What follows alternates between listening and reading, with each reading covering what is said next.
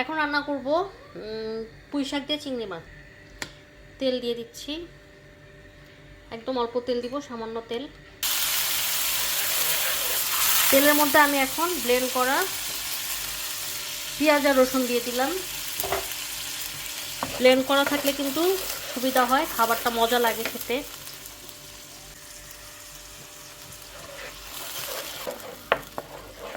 ভালো মতন আমি মশলাটাকে কষিয়ে নিই। এখন আমি দিয়ে দিব হলুদ।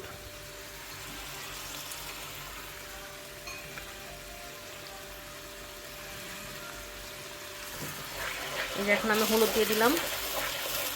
এখন দিয়ে দিচ্ছি মরিচ দিয়ে দিচ্ছি।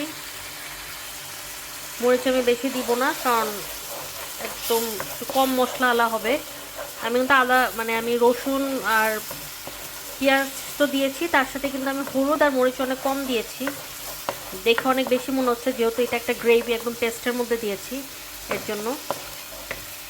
আর লবণ দিয়ে দিচ্ছি।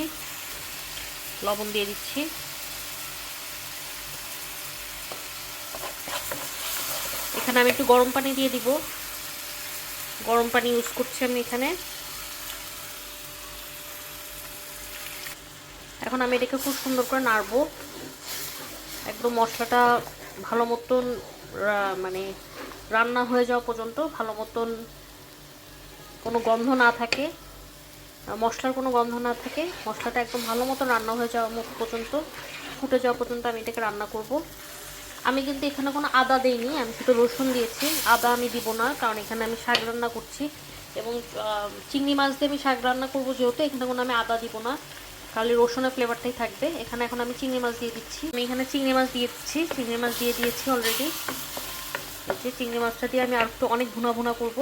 ভুনা মানে একদম পুড়িয়ে ফেলবো না, মানে একদম তেলটা যখন উপরে চলে আসবে তখন পর্যন্ত। এখন আমি এখানে আলু দিয়ে দিব। আমি পুঁই শাক, আলু, চিংড়ি মাছ দিয়ে কষিয়ে রান্না করছি। আমি আলুটা আগে দিব, কারণ আলুটা অনেক শক্ত, আলু হতে সময় লাগবে। নিয়ে এটাকে আমি একটু কষিয়ে ফেলছি। এখন আমি পুঁই শাক দিয়ে দিচ্ছি।